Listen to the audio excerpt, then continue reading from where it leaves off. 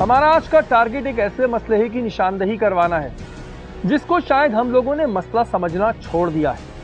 ये वो मसला है जिसका सामना तकरीबन हर आम शहरी को करना पड़ता है, लेकिन हमारी हुकूमत जो सिर्फ और सिर्फ दावे और बातें करती है, उसे इस मसले के होने से कोई फर्क नहीं पड़ता और ना ही वो इसे मसला समझती है। मैं ये बात सोचने पे मजबूर हो गया कि आया इन सब बातों के पीछे वजह क्या है।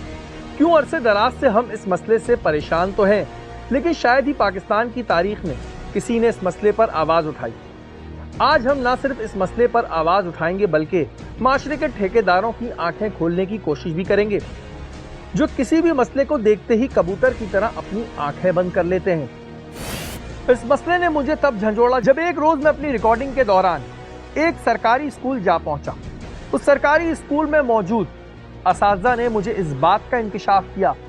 मैडम, वॉशरूम का क्या मसला है? मेरे पास बाथरूम जो है ना बंद पड़ा है, ताला लगा हुआ है और बच्चे ना क्लास में करते हैं। उस दिन बच्ची ने किया भी था। देखें, ये रेहान भाई जुल्म नहीं है कि इतने सारे बच्चों के लिए यहाँ पे वॉशरूम ही नहीं है कि गर्ल्स स्कूल के अंदर तो वॉशरूम ही नहीं है। यकीन माने इस बात ने मुझे झंझोड़ के रख दिया।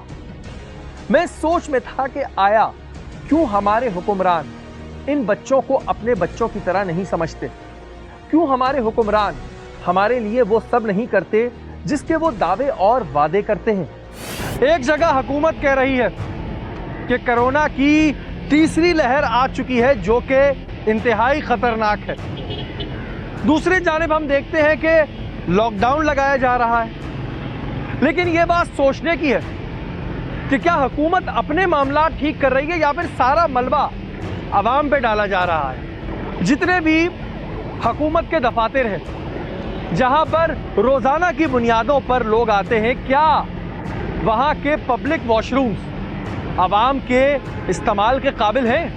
हमने अपनी टीम के साथ एक मीटिंग की, जिस मीटिंग में इस बात का फैसला किया गया कि हम उन जगहों का दौरा करेंगे जो हुकूमतें वक्त के अंडर आती हैं और देखेंगे कि क्या हमारी हुकूमत आवाम के इस मसले को मसला समझती है। जिन जगहों पे आवाम का ज़्यादा रश होता है उन जगहों में सरकारी अस्पताल, railway station, park, DC office, municipal commissioner office और बहुत सी जगहें शामिल हैं। अच्छा यार, करना ये है कि काफ़ी मैंने सोच विचार की कि जो सरकारी इमारत हैं, इधर के जो पब्लिक वॉशरूम्स हैं, इनको चेक किया जाए। हमने अपने नुमाइंदों को मुख्तलिफ टीमों की शक्लों में बांट दिया और उन जगहों की सूरत हाल लेने को कहा। तुम लोग एक काम करो कि मुख्तलिफ टीमों में बांट लो, जैसे जिना अस्पताल है, सिविल अस्पताल है, सिविक सेंटर है, डीसी ऑफिस है, पार्क्स हैं, साहिल समंदर है। इन जगहों पे जो पब्लिक वॉशरूम्स हैं, इनकी सूरत हाल जो है वो लेकर आओ। एक जगह हुकूमत बोल रही है कि 20 सेकंड तक हाथों को साबुन से रगड़े।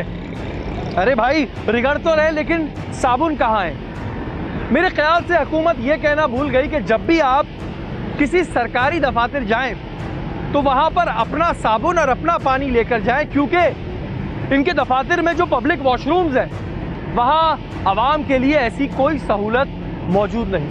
हमारे नुमाइंदे ने कोरंगी के म्युनिसिपल कमिश्नर ऑफिस का रुख किया, जहाँ पर म्युनिसिपल कमिश्नर साहब खुद बैठते हैं। यहाँ पर रोज़ाना की बुनियादों पर लोग अपने मसले लेकर आते हैं। जिस चीज़ ने हमें हैरान किया वो ये कि वहाँ वॉशरूम तो थे मगर बंद, और 100% वहाँ पर हुकूमत की जानिब से जमादार भी सरकारी तनख्वाह ले रहे होंगे, लेकिन सफाई निल।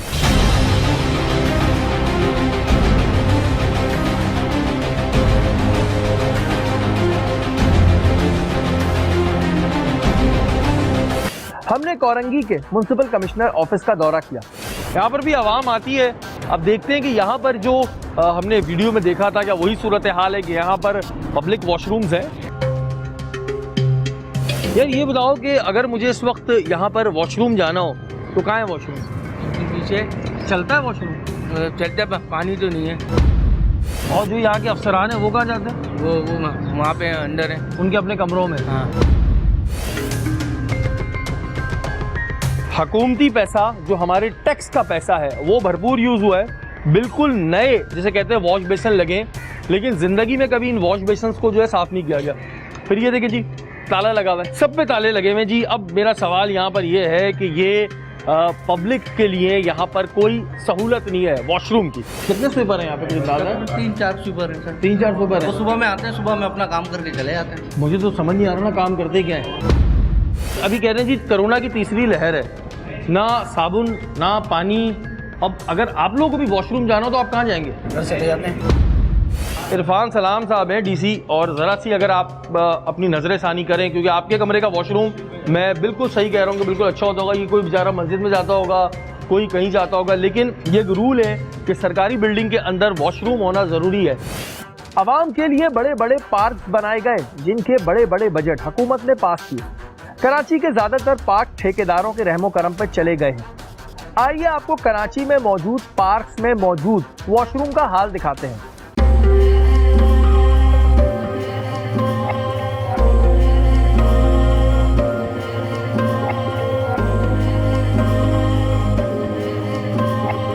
ये मुझे बताएं कि यहाँ पर कितनी पब्लिक आती है कोरंगी के इस पार्क में? 150-200 तो आ जाते हैं। 150-200। अच्छा, ये पार्क किसके अंडर आता है वैसे?